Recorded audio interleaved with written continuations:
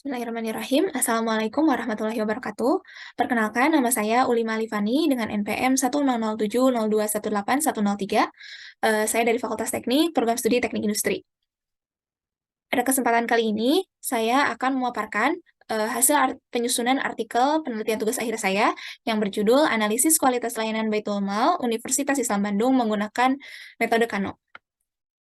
Latar belakang, Baitul Mal Universitas Islam Bandung ini merupakan suatu lembaga non-profit yang bertugas untuk menghimpun dan menyalurkan dana zakat, infak, sedekah, dan wakaf, serta dana sosial lainnya. Nah, dana siswap serta dana sosial lainnya ini bersumber dari sumber internal dan sumber eksternal. Nah, untuk sumber internalnya ini, itu terdiri dari dosen, tenaga pendidik, dan infak mahasiswa baru. Serta sumber eksternalnya terdiri dari perusahaan dan perorangan. Sumber dana dari internal dan eksternal tersebut, sekitar 90% dari dananya dikumpulkan dan disalurkan untuk kebutuhan beasiswa mahasiswa di Unisba.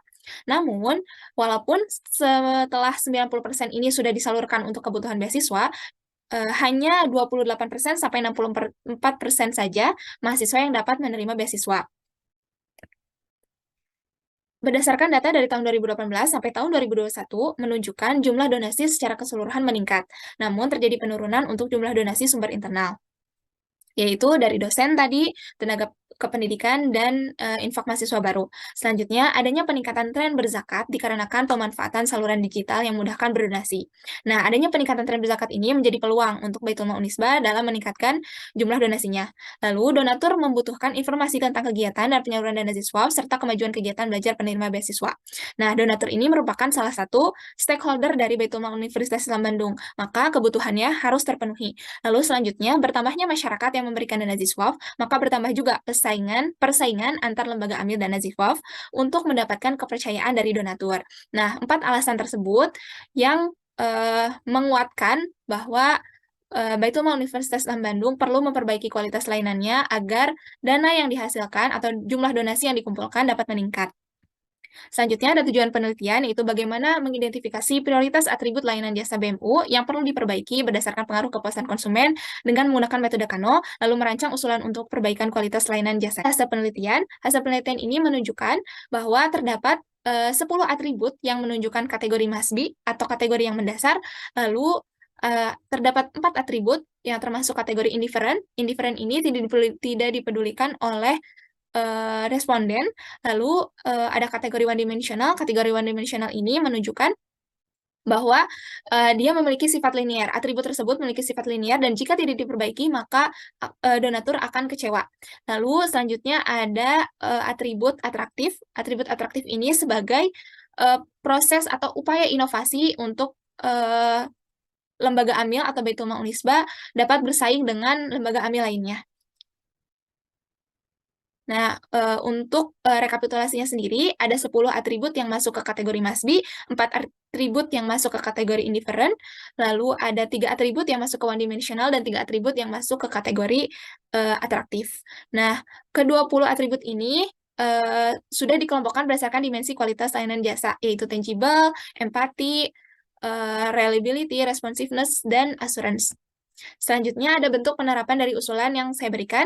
Yang pertama, terkait bagaimana Baitul Mal Unisba memiliki keanekaragaman produk layanan atau program penyaluran donasinya. Nah, usulan yang saya berikan yaitu mengembangkan program penyaluran dana yang lebih difokuskan untuk kegiatan mahasiswa, seperti memberikan dana pinjaman insidental dan memberikan dana bantuan untuk usaha. Lalu selanjutnya ada donatur yang memiliki akun pada website Baitul Mal Unisba dapat melihat laporan khusus jumlah dana yang telah diberikan.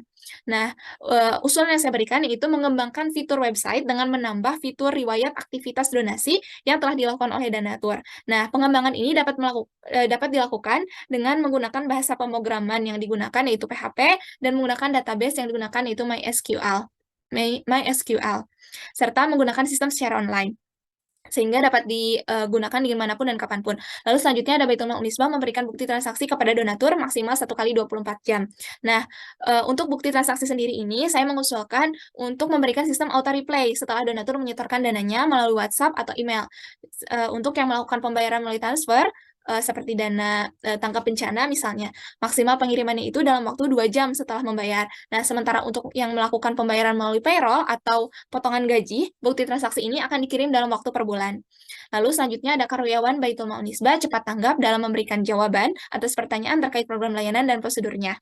Nah, dalam waktu 1 kali 24 jam. Saya mengusulkan untuk menerapkan suatu fitur live chat untuk membantu eh, karyawan ini agar tetap stay dalam waktu yang dibutuhkan oleh donatur gitu. Dengan menggunakan virtual assistant chatbot berbasis aplikasi WhatsApp menggunakan metode extreme programming. Nah, lalu karyawan Baitul Mal Unisba memiliki waktu yang fleksibel dan luang untuk melakukan kerjasama dan memberikan pelayanan. Nah, saya juga mengusulkan hal yang sama, yaitu menerapkan fitur live chat, itu sehingga membantu karyawannya sendiri untuk beraktivitas hal lain gitu. Lalu selanjutnya ada karyawan Baitul Mal Unisba dapat memberikan saran terhadap produk layanan yang sesuai dengan kemampuan atau keinginan donatur.